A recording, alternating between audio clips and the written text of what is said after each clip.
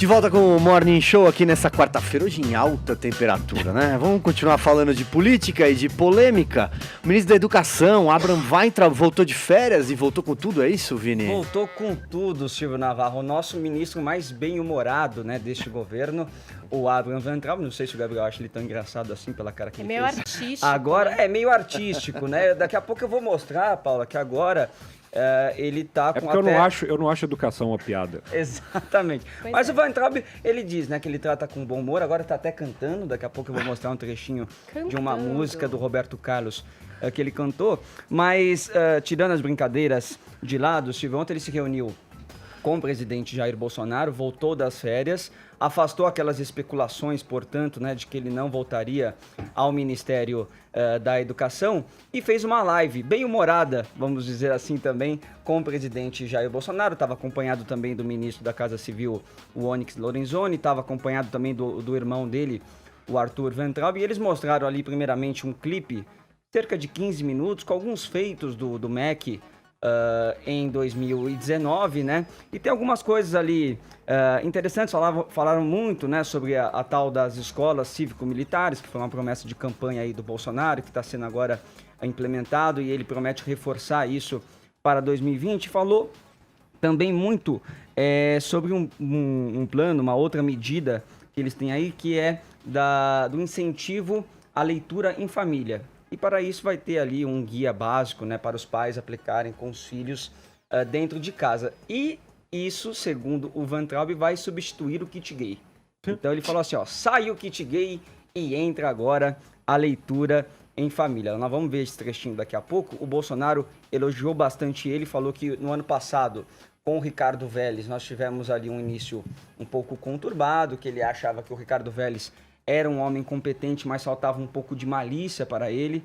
Faltou ele mexer ali em algumas funções que ele não entrou em detalhes de quais seriam, e que o Weintraub conseguiu executar isso. E que quando o Weintraub entrou e começou a levar muita porrada, aí que o Bolsonaro gostou mesmo do Weintraub. Ele que foi 7 vezes convocado ao parlamento para dar explicações sobre declarações polêmicas que ele deu aí ao decorrer do ano. E aí tem toda essa história também da educação ser uma das bandeiras do Bolsonaro, no sentido de que essa história de kit gay, de ideologia de gênero, foi algo que ele conseguiu aí ampliar bastante o eleitorado dele. Vamos ver então um pouquinho sobre o que o Bolsonaro e o Weintraub falaram durante essa live. Eu não ouvi discussão sobre ideologia de gênero, isso no meu entender não é para ser discutido lá. Não. O pai quer que o filho seja homem, que a filha seja mulher, coisa óbvia, né? Presidente, que respeite a cultura dos pais. Presidente, quem educa é a família. A escola ensina. A gente ensina a ler, a escrever, ensina o ofício. A gente espera que a família eduque as crianças. Lá atrás, você deve se lembrar da minha posição, de alguns outros parlamentares, da então Damares, que era apenas uma assessora dentro lá do Senado Federal, o que a gente falava e mostrava, o que estava nos livros escolares. Era uma vergonha. Um dos símbolos maiores é a leitura em família, Tá. que busca justamente valorizar o papel da família com as crianças pequenas, nesses primeiros momentos. Sai o kit gay e entra a leitura em família. Pois é, só para lembrar, Silvio, que é o seguinte, essa história do kit gay, a gente já falou bastante vezes aqui, nunca aconteceu, né? Foi um programa discutido pelo MEC em 2011, mas acabou sendo vetado pela presidente Dilma na época, então nunca chegou nas escolas esse material, esse conteúdo, mas o Bolsonaro exibiu ele diversas vezes durante a campanha. O Weintraub vira e mexe, acaba falando dele também. Outros pontos que eles falaram foi sobre o PISA, né, que o Weintraub criticou bastante, né, a posição que o Brasil teve no PISA divulgado no ano passado, e ele coloca isso, obviamente, nas costas do PT. Ele fala, ó, o menino que fez o PISA, a criança que fez o PISA em 2018 foi aquele que cresceu durante todos os anos nas escolas do PT, no governo do PT, e isso eles querem mudar para o próximo PISA que acontece em 2022. Falou muito também sobre essa limpeza de livros didáticos. Ele falou que tem muito mais para acontecer ainda este ano, porque tem algumas regras que você tem que estabelecer, algumas leis que você tem que cumprir, alguns contratos, né? Mas que eles querem tirar ainda mais livros didáticos que eles não consideram adequados para as escolas e utilizar os métodos científicos. Aí sobrou, obviamente, provocação também para o Paulo Freire, né? Tanto o Bolsonaro como o Van Trell falaram, esse aí é o patrono do Brasil, da educação do PT, né? Que até agora não deu certo em lugar nenhum, você tem que utilizar de métodos científicos. E para finalizar, Silvio, como eu falei aqui, né? O Van Traub voltou com tudo e afastou essa especulação de uma possível saída que foi divulgada por alguns veículos de comunicação. E aí ele gravou um videozinho no Twitter também, fazendo referência, cantando uma música em referência a este retorno dele. Vamos ver. E no mais é o seguinte, é como canta o Roberto Carlos. Eu voltei para ficar.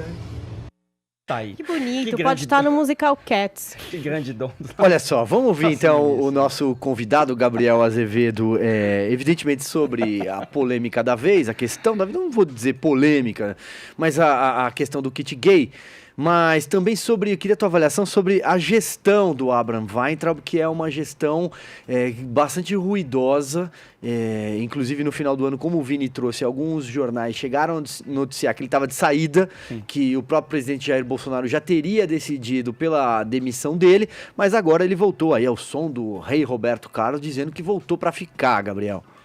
Ele deveria ouvir mais Evidências, que é outra música do Roberto Carlos, que é assim que a política pública deve ser feita. Você sabe Mais cantar por um trechinho ou evidências. não?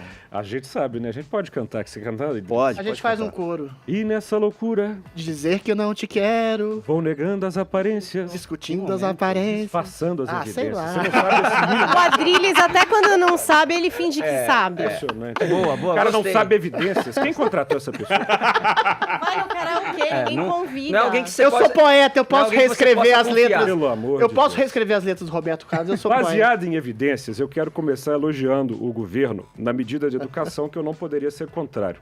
Eu sou ex-aluno do Colégio Militar de Belo Horizonte, uma instituição que me deu uma educação que eu sou grato para a vida inteira.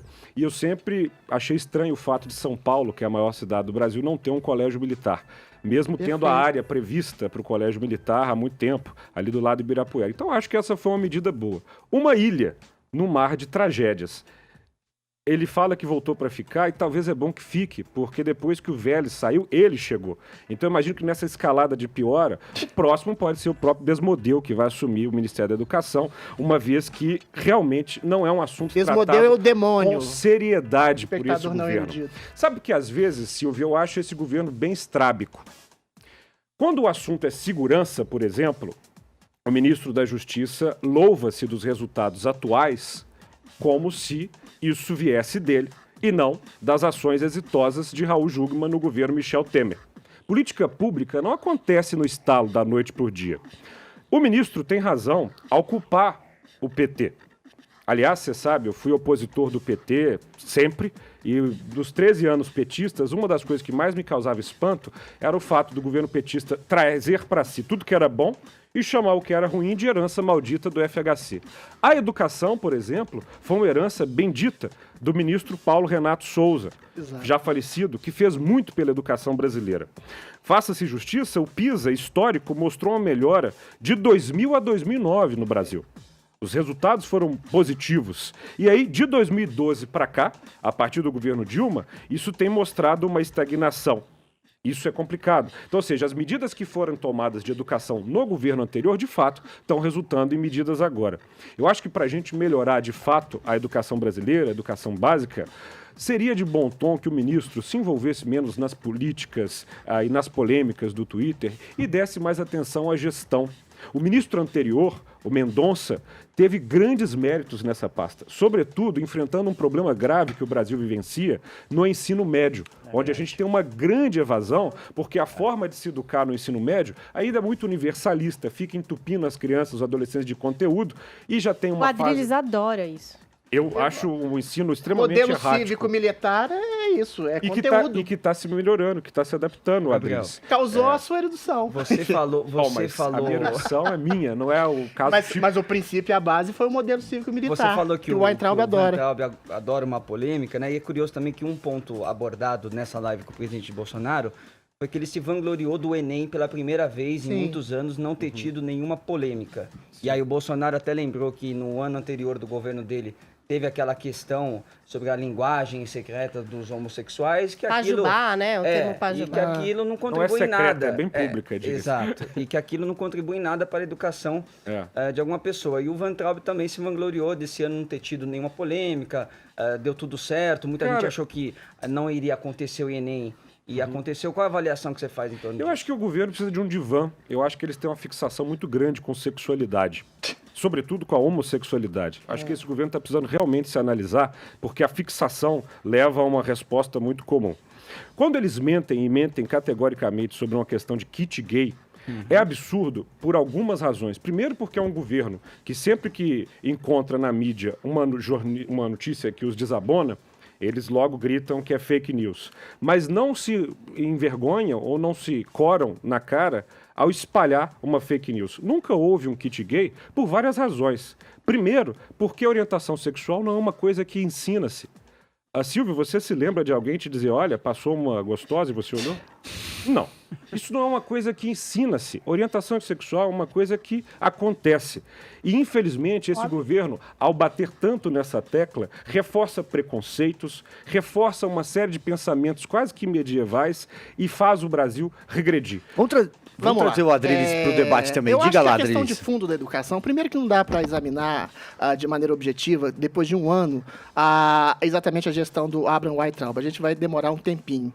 Eu acho que o que está em curso, pelo menos na ideia dele, é a troca de um modelo por outro. Se você ler um livro chamado Maquiavel Pedagogo, do Pascal Bernardin, ele diz que esse é um problema não só do Brasil, mas mundial. Que textos de organismos internacionais como Unesco, OCDE, Conselho da Europa, visam não dar mais exatamente uma formação intelectual e de conhecimentos elementares, aquilo que o Gabriel chama de conteúdos, né? E os conteúdos, para mim, são fundamentais para estruturar a psique e o intelecto de uma criança para depois ela ter elementos suficientes para construir uma percepção de mundo. Mas promover esses textos uma revolução ética e comportamental de valores, atitudes e comportamentos. O que é isso?